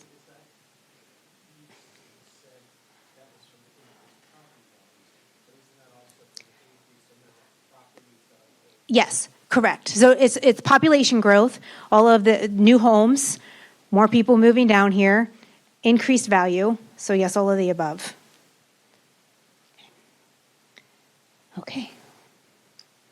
No other questions about ad valorem taxes? Okay. Infrastructure sales tax. So in the fall of 2016, the Manatee County voters approved the half-cent sales tax for infrastructure over 15 years. It is supposed to sunset on 12/31 of 2031.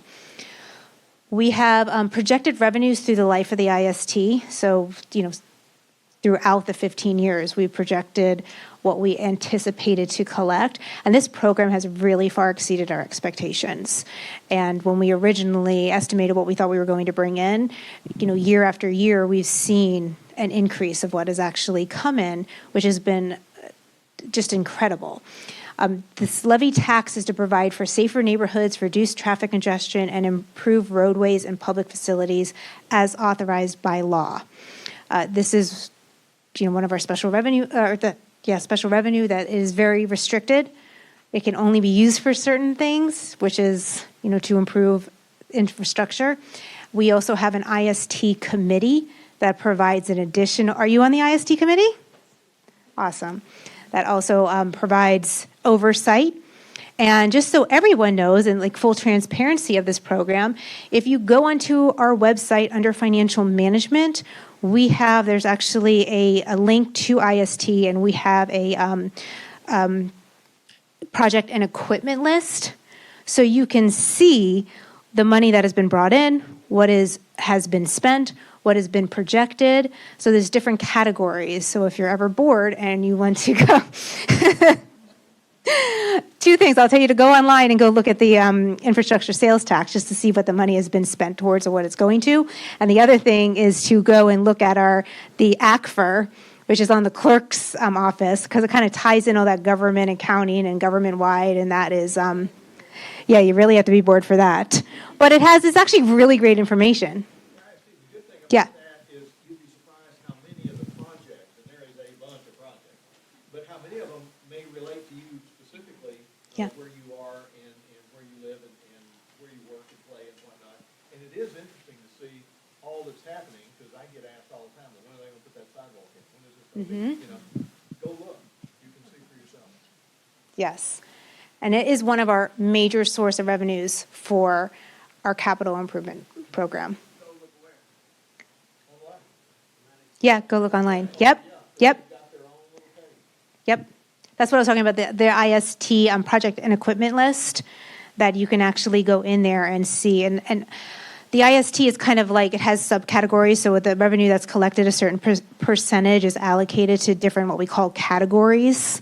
You know, for instance, like law enforcement, you have parks, libraries, things along those lines. So you'll see what is allocated to each of the categories, and then it's projected out. So like we said, we projected out to those 15 years. So it's not just what we spent over the past, how many years or what we're going to spend today or tomorrow. It's, through 3031, what we're anticipating spending. I'm going to give you some examples.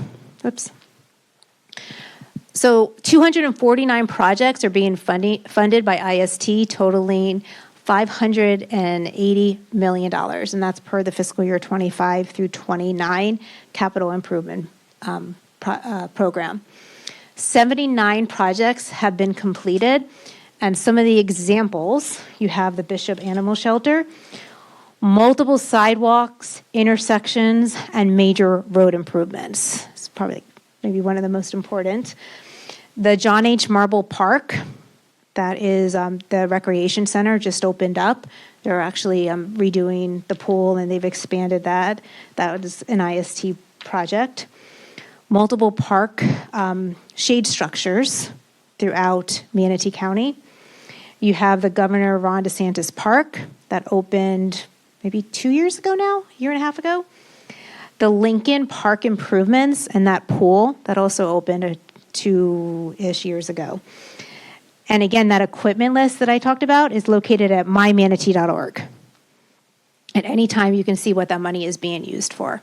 And we really hope to, again, the full transparency and getting the public involved, because we hope to be able to extend that project, because it's just been incredible. It's not up to us. It has to be voted on again. But, it's just been such a significant source of revenue for us to be able to improve infrastructure. Okay, so here's the graph. Again, if you just look at the growth in 2025, fiscal year 25, we are anticipating close to $49 million. And as of February 28th, we collected about 27%, and we are anticipating collecting a little bit less than the $48 million, and probably around 92%, but we're still anticipating an increase over last fiscal year of 4%. Yes, because this is a half-cent sales tax on part of that 7% sales tax that we pay.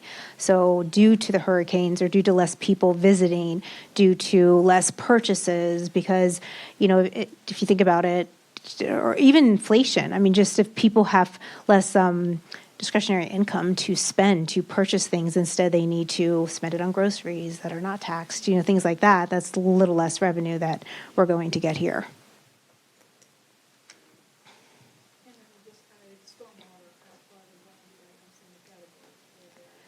Yes, we just added stormwater as one of the categories for IST, which is also really important. Any questions about IST? Yes, ma'am.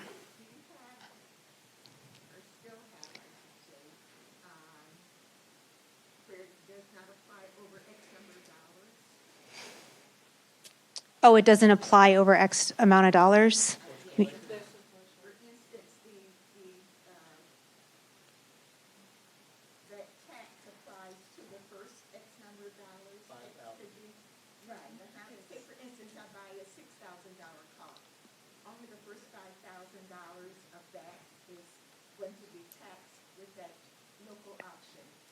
Yes.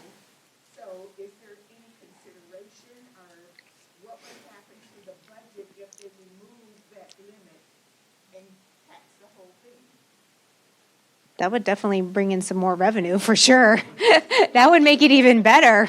They don't even, look at their numbers carefully enough to realize, I don't know what this math skills or this laziness, but most people don't realize that anything over $5,000, we don't have that local option anymore. And That's true, good point.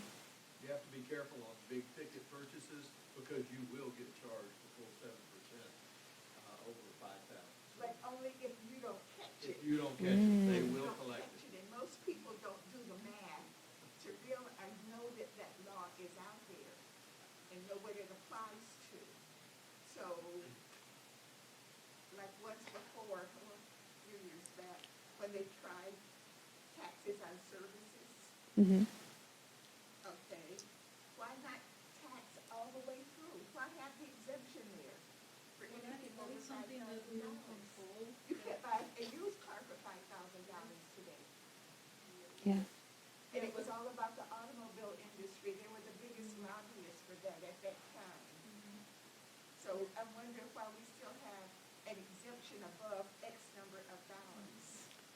But that's controlled by the state? Yes. That would be something that it would be a good idea to lobby against. Mhm. However, that is something that not only Manatee County has to lobby, it has to be a conjunction with other municipalities to make a stronger argument. Oops, sorry. I was trying to let her be the one that shines, but. Since they're recording, we need to hear you. Oh, okay, sorry. So that would be an argument that we would have to do in conjunction with other municipalities if there is such an argument to be made, and kind of like ask the question to our lobbyist professionals if there is something to be done on that case, because that's something that we do not control. That is purely the state. Good, thanks. Okay, any other questions about IST? No. Whoops, tourist development tax. So this is generated from taxes on hotel stays, short-term rentals, and tourism-related activities. It's used to promote tourism and fund related infrastructure and events, which is authorized by Florida Statute 125 and county ordinance. In fiscal year 24, the tourism tax in Manatee County was 5 pennies. However, in November of 2024, the voters approved an additional penny, raising the rate to 7 pennies. I mentioned earlier, one of those pennies is dedicated to the beach renourishment. 6 pennies. Yes, 7 6 pennies. Sorry, it was 5 and now it's 6. And one of those pennies is dedicated to the beach renourishment. And the effective rate of the new rate was January 1st, 2025. So the idea is all these the tourists that are coming into Florida, that they also kind of have to pay to play. They are taxed on whether it's their hotel room, it's the, vacation rental by owner over at the beach, that they are taxed. So that money comes to Manatee County. This is another very restricted funding source. We have a tourism council. Is it called? Tourism Development Council, that also oversees, what the money is to be used for. And let's see. Next one. Yes, ma'am. That not only applies to tourists, but any short-term. Any short-term rentals. Yes. People do not understand because people go to hotels and storms rather than shelters. Yes. And they don't realize that that is affecting them and how it is affecting them. Yes. Excellent point. Excellent point.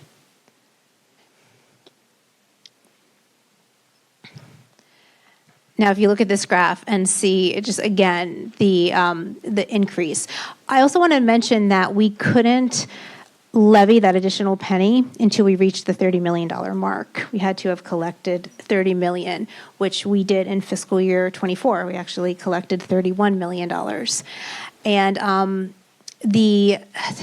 the process changed. We originally thought that the board could approve on that additional penny, but believe the state legislative changed, and we actually had to go out for a referendum. So the voters had to be able to give their input, which delayed the collection of the additional penny. And that is why, if you look at the fiscal year 25, that the budget is, that blue line is so high and the green is just so low. It's not just because we weren't able to levy that additional penny until as of this chart, it was basically 2 months of collecting that additional penny, but also our budget was based on, historical data from all of the visitors that come to Manatee County, and we had 3 storms in the summer. So that also, and then unfortunately, the beaches, a lot of those homes that are out there that people come to rent were also destroyed.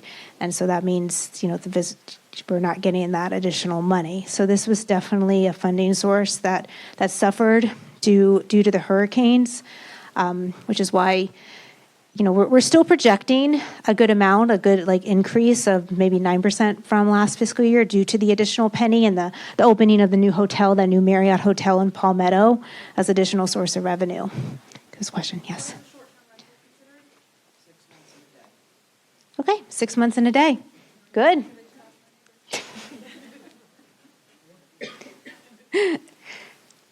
Any questions about this tax? No? Okay.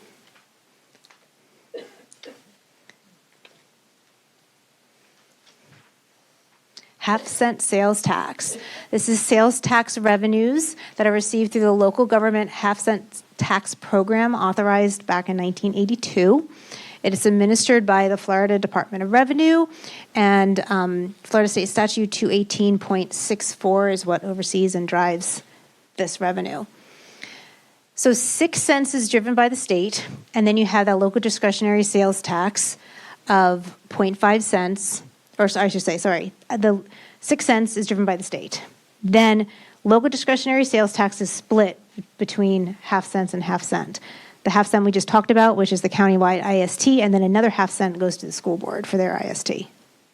Does that make sense? That's how the 7% sales tax is made up. Okay.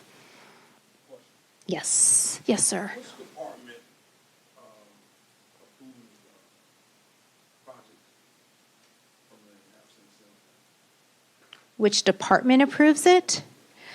It would be, so financial management is the one, let's just say a department had a new project. Okay, so let's say sports and leisure wanted to revitalize a park.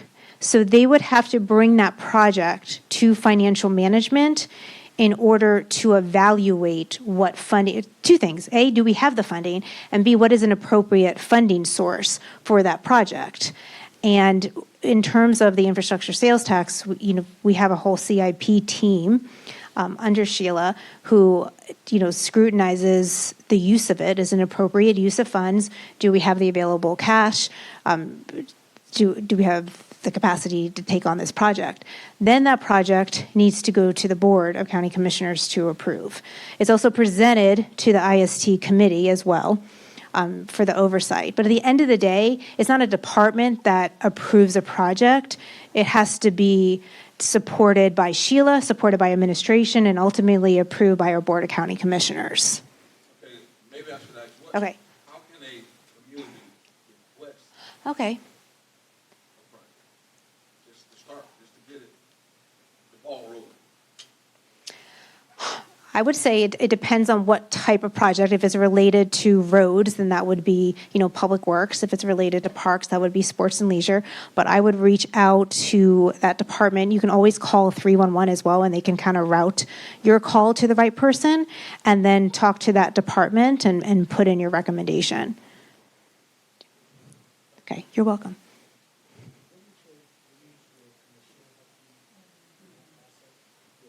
Yeah, that's true too. You could always reach out to your commissioner as well. Yes, 100%. Thank you. So we have a new app. It's called Manatee Connect. You can download that too. I think it's Manatee Connect, right, Laura? Yeah, so on that one, it's like 311. So you put any ideas, any suggestions, anything that you want to start there to put the bug in there, and then you can follow up into the chain. You can also email your district commissioner and say, can I talk? Hey, I have a couple of ideas. Can I talk to you? They're always available and to reach out to them and so forth. And then it may take them 24 hours to get with you, but they will get with you. Manatee Connect. I have it in my personal phone, and it's pretty good. And it's associated with the 311, and it's you can either report something that, like if you see something that the county needs to fix, a down light or anything, you can just put it in there and then it'll route it to the appropriate department that needs to correct it.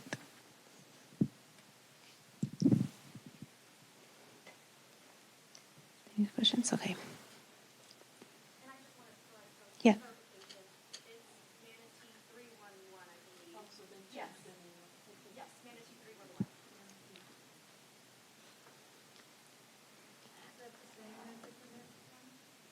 Yes. Mm-hmm. Manatee 311. Manatee 311. It's iOS and for Android. But is it the same as the Connect? Yes, it is. Yes. If Good. you, next time you use your phone, scroll, when you go to the Manatee County, mymanatee.org, scroll to the very bottom. And then it'll come up with, in a little gray square for the 311 app to download Okay. on the website. Okay, so our graph for half-cent sales tax, if you can see 2021, 22, and 23, our actuals far exceeded budget, what we anticipated on receiving from the state.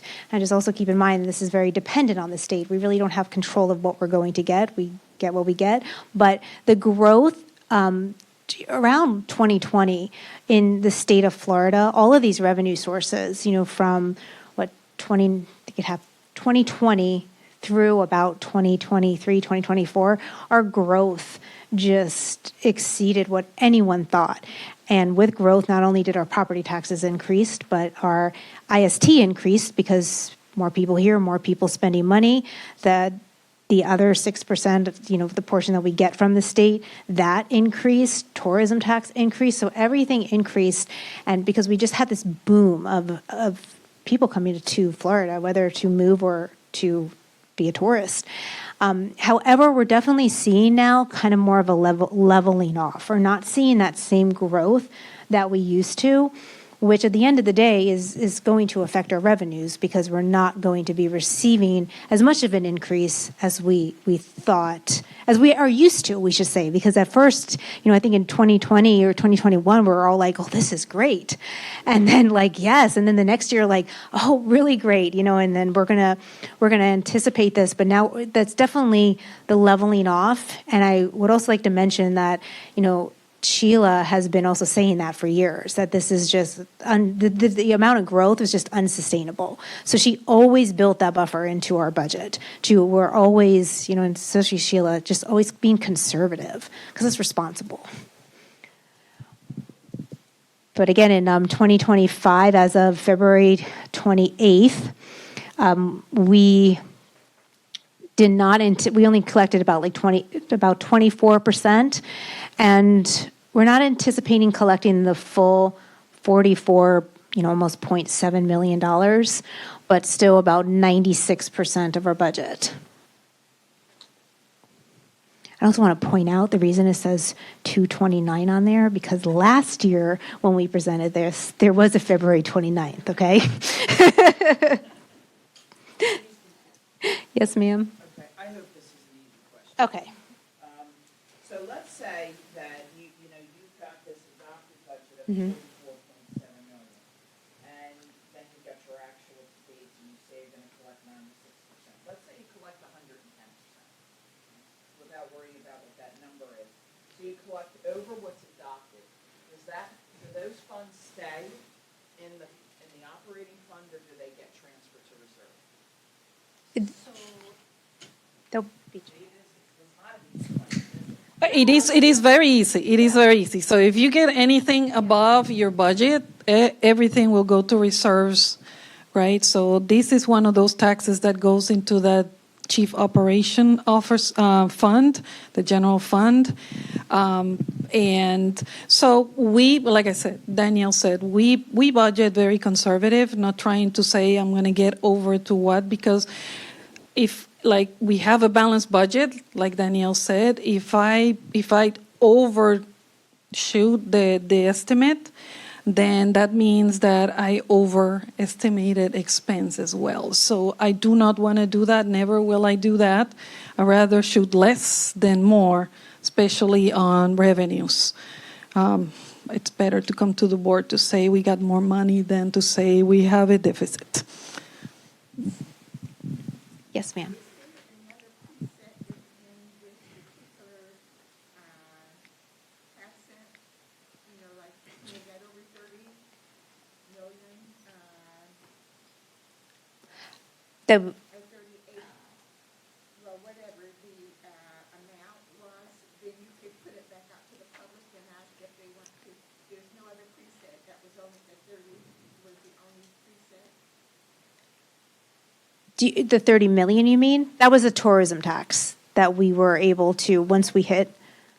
Okay, well, is there a preset of any other of the taxes that are affecting our budget? I mean, the sunset. Oh, a sunset. Yes. Okay. This one doesn't have a sunset. No. The IST does, because that Yes. one is voted by voter referendum. That's a This light one- span, but not a sunset. Well, the light Correct. span is the sunset. Correct. This Correct. one is perpetual because it's based on zip code, right? So all the zip codes in Manatee County, where people go and spend their money and sales tax is collected, then we are deserving of those dollars. Now the state keeps a portion of it. Yes, ma'am. Okay, now, in Sarasota, Manatee, there on the line, the zip code changes at DeSoto Road, Mm-hmm. which is 2 blocks south of University Parkway. So, how can you split the zip code between more than one county? What happens, or how do you discern what happens? So, this is a good question because the boundaries of Manatee County and Sarasota County, if you've noticed, whenever you have that boundary where you have a zip code that kind of like coincides, then you have to make certain determinations of boundaries, whether this zip code is X amount of percent this on Manatee County side or not. Who makes that deliberation is the state itself. And we have to bring a resolution to the board every other year just to validate that reference. The zip code and the number of parcels that are within a zip code that crosses a boundary, because we not only have Sarasota, we have Hillsborough as well, right? So, yeah.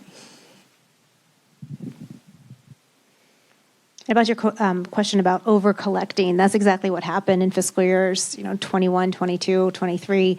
We collected over 100% of what was budgeted.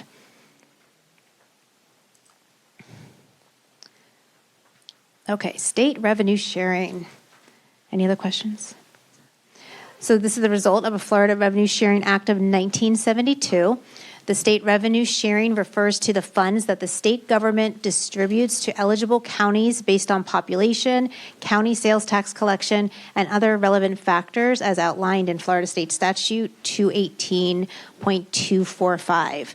So this is very, there's a lot of ancillary services that Manatee County has to do to get this portion of the state revenue sharing. So it's not like one of those, oh, it's just given to Manatee County.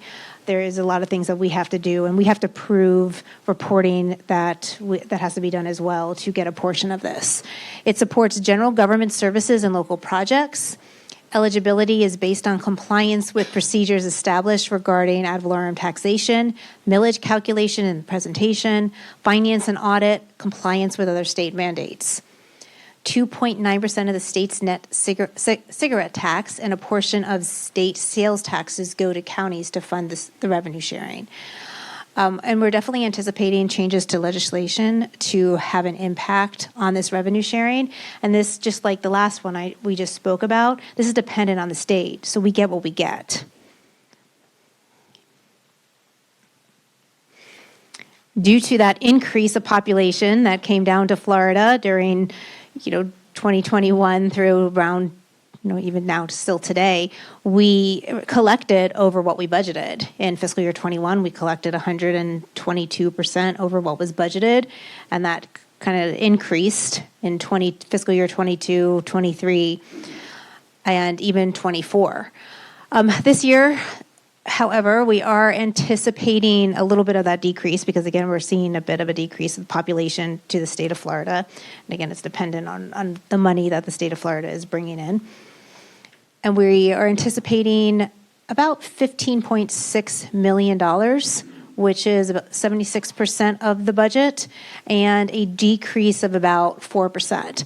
And as you can see, that last column, the change from the previous year in fiscal year 24, we experienced a small decrease, and we're experiencing a bit of a small decrease as well. Good. Local option constitutional gas tax.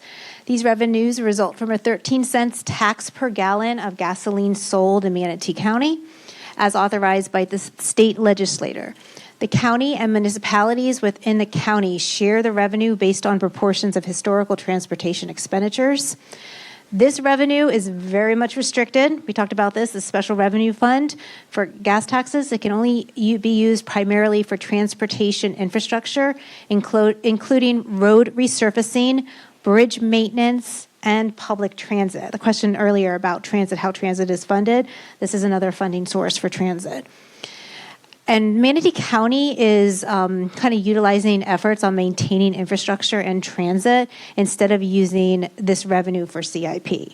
So right now, if roads need to be resurfaced, we're trying to utilize gas tax instead of using the gas tax to fund our capital improvement program. Instead, we're trying to utilize like impact fees, IST, for the CIP, and kind of keeping this more towards operation, or what we call like renewal and replacement, maintaining what we currently have. So this revenue is, first of all, it's sustaining. However, it's also cyclical. So the more people that are here means more revenue and gas taxes. But if people are carpooling more, that means less revenue and gas taxes. The less vacationers that came down here, maybe due to the hurricanes, also means possibly less revenue. Also, there has been a decline in revenues, mainly because of the more energy efficient cars. You have the electric cars, they're not being taxed. But those that do not have the electric cars and are paying, at the gas pump, we are being taxed. So that's just something that's challenging, and a topic, the commissioners brought up, and, it has yet to be really, I want to say, like, have a solution, probably because it comes more from whether it's federal or state. But that's definitely a reason why our gas taxes have declined over the years. And also just because there's been so many pushes towards those more energy efficient cars. Any questions? Okay, you guys got so quiet. Am I starting to lose you? No?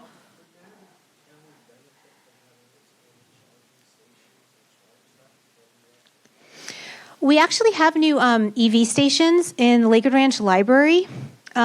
We have, to my knowledge, we have not turned them on yet. I believe that property management, who is overseeing them, we're doing an analysis of like what to charge. And we've asked like counties around, like, what are you charging? And everyone's all over the place. It's not, yeah. They are, yes, potentially looking into it, correct. Yes, ma'am.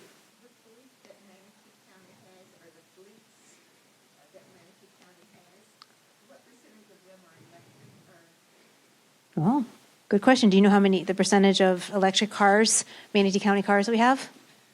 So pretty much all of our buses have transferred into hybrid or fully electric, because those are the ones that are 24/7 going on the street. Now that we're moving into some electric cars in the transportation to make that probably is not become like quite, because now we're competing with other counties that are also trying to change to electric and hybrid and all that. So a lot of these cars and our county cars need certain features. There's kind of like a over in vehicles for like almost 11 months, so we're not being able to replace them as fast as we would like to. So instead, that forces us to continue to buy gas, unfortunately. Source, right? I mean, you don't have to go into commercial service station. County has its own. We have our own fuel stations, but we buy the fuel from our providers that, so that also kind of like drives the price. So you are correct. The main area that we needed to change fully electric, we have been doing that, and the state through grants has been helping us to transform all those buses into fully electric. So,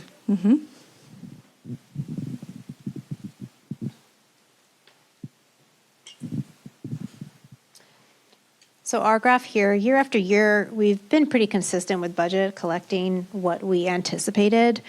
Again, this fiscal year, we're expecting about a 1% decrease. In fiscal year 24, we experienced a 4% decrease, and that is due to the reason that we just discussed, due to the electric cars, less visitors, those types of things. But still a good source of revenue. We're budgeted 22 million. We received just about 22 million last fiscal year.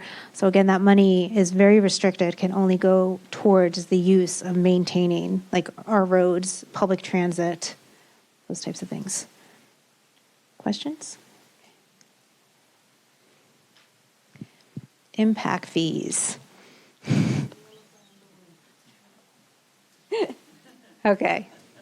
So impact fees are charged to developers to offset the cost of new development and used for infrastructure expansion, keyword expansion, schools, roads, and emergency services. It ensures that growth pays for itself rather than burdening the taxpayers.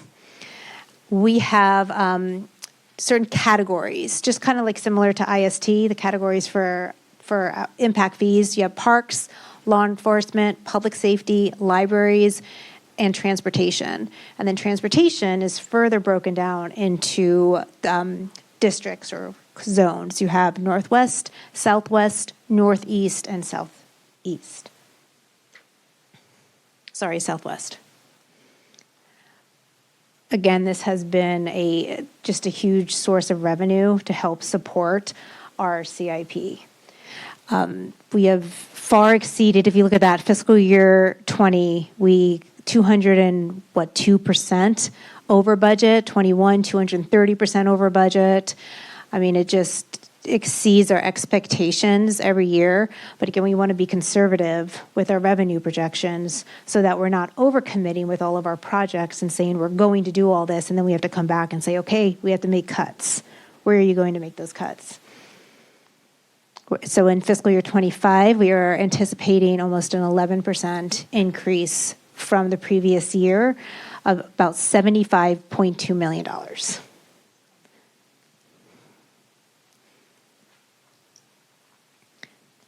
Any questions? Okay. Yes. Well, if FEMA goes away, then you're going to have another budget item for floods, debris pickup, and things like that. If you're not able to get your return funding from FEMA. Well, You're going to get it this time. Uh-huh. I mean, in the future. If FEMA goes away, we will be praying that God doesn't send any more storms, but we would have to make definitely adjustments. And right now, we are establishing a really good disaster recovery plan, not only public safety, but every single department around, and financial management is trying to find, we know that the citizens don't want an increase in property taxes or don't want any more taxes raised. But if that were to come, there's got to be definitely some conversations about, some of those revenue alternatives. Yeah, and it will come to the board and to the citizens prior to any of these deliberations. So you'll have a voice, definitely. Yes, ma'am.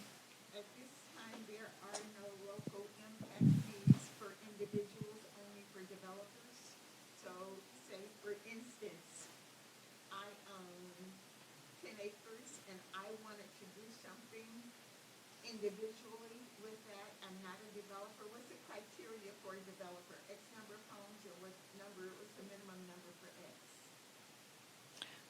An individual who wants to build a home by himself, they're gonna be charged Yeah, you, that fee based on. yes. Mm-hmm. Yeah, so the individual pays for the impact fee. So like if I go buy a house at a development, I choose a house. So whenever I close on my house, the county will assess, well, that it goes through the developer, right? Because it's part of the cost of your closing cost and you know, what you're going to finance. But the county will say to the developer, of this property, of this unit that you're going to close on, this is how many impact fees are your calculated. So then, you know, they will turn around and charge you for it. Everything is a charge. So at that point, then so all the units in that development also will get charged. So it is an individual owner charge. Yes. I think the confusion is Yeah. the developer pays the impact fee for the single house in a 950 unit, or 950 lot subdivision. So Yes. that's, it's just semantics on how that was worded. True, yes. And right yes. now, the developer pays 90%, which is that's what we're trying to change, to move it up to the full 100%, because we get charged the full 100, they get charged the 90%, so they're making money off of them. So that is what the commissioners are intending to change. Mm-hmm. Okay, so in summary, and then we'll open up for questions. Any other questions you guys can possibly think of that relates to financial management? So Manatee County cannot legally adopt a balanced budget supporting all of the wonderful initiatives and programs throughout the county without strong, diversified, recurring revenue sources. These strong revenue sources are dependent on population and growth, property values, tourism, changes in legislation, gas, cars, new homes, state support, grants, fees for services. And challenges for our upcoming fiscal year 26-27 budget include economic uncertainties, inflation, changes in legislation, and a volatile market. And I also want to mention all of these revenue sources that I just spoke about. All of those revenue sources are pledged for our debt service, with the exception of ad valorem. And ad valorem is only pledged for the environmental lands millage because the voters approve for that. So that's also really important that these revenue sources continue to be strong and come in, because not only are they supporting what we're doing, you know, every single day, whether it's capital improvement, road maintenance, but it's also paying off our debt service. Okay. Yes, we're not leaving yet. Yeah. How much debt in the county do we currently have? All right, so another. So we have right now on the governmental side, like Danielle explained, we have governmental and enterprise, because different pots pay for this debt. So on the governmental side, we have around $480 million of debt. On the enterprise side, we have around a little bit shy of 350, 380, somewhere on there, on the enterprise side.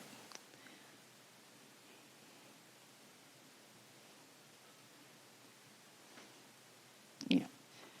And I do want to say with debt is that as we're growing, the county has other type of needs, right? So it may look like we have all this debt, but we also have increased our revenue structure. We have also increased the size of the county, and growth is needing desperately those kind of infrastructures for which we've had to bond, because time doesn't stand still. You know, so with that said, that is the reason why we are not the county we were 10, 15 years ago. We are bigger, better. So with that said, I know that we already had you, sorry. Oh, yes, ma'am. Make sure I understand what you said about this debt. So you said 480 on the governmental side, so that's like the operations of, I'm looking back at the slide. I think the other number you brought up was 380. That's on the enterprise side for the public utilities. And Mhm. the other one is, so is that like a new water plant or is that? Yes, so we, But not the light pole? correct, no. On the utility side, so, all the development is driving the capacity to needing to be increased for the water and wastewater sites. Yeah. The governmental is not operations. We do not issue debt to fund operations. It's illegal, and it removes the tax exempt piece of it. The only things that you can, like, for example, the line of credit that we're doing to cover for the disaster recovery, that is built on the government side as an tax exempt. That is an allowable form of use because it has a revenue attached to it for recovery. It's called grant anticipation note. But for me to fund salaries with debt, it's illegal. Yes. That is correct, ma'am. So to build the parks, the Premier, John Marble, 44th, Upper Manatee River Road, Moccasin Wallow, Fort Hamer, 75th, 59th, you name it. We have a number of projects in the county. So, Would it be fair to say that we had to increase our debt because those impact fees over the past X amount of years were not keeping up with the growth and inflation of that is exactly it. That is exactly one of the major reasons, because impact fees is the one that's supposed to pay for growth. Yes. I also want to mention, I know sometimes when we think of debt, like, oh my gosh, we have so much debt, but it's not a bad thing for government because it's called that intergenerational impact, where you build a brand new building that has a useful life of 30 years. And not all of us are still going to be in Manatee County getting the benefits of that building 30 years from now. So instead, that debt is, a 30-year bond, for instance, you're paying debt service over 30 years. So we're not just, paying for it. It's also, all the population, future generation, years to come. So it's a very common thing in governmental accounting. And so I don't want anyone to have like a negative association with that. Okay. What? Yeah. Yes, I know. Sorry, I know I said that a million times. Does anyone have any questions about anything else that you're curious about related to financial management? Yes. Yes, disclaimer. Yes. Well, we want to thank you Very much. for your participation. It means a lot to us, and I hope that you can bring this participation during the budget meetings that we're starting in June 9th, 10th, and 11th. It really means a lot to us to hear the voice of our community when we are approving the new capital improvement plan, our operations, and how great our departments are working towards bringing all these services to you. It really does mean a lot to us. So thank you so much for your time. Thank you. Thank you so much, Sheila and Danielle, for all the hard work that you do for Manatee County and our community, as well as your staff. So we look forward to seeing you all next week. Thank you.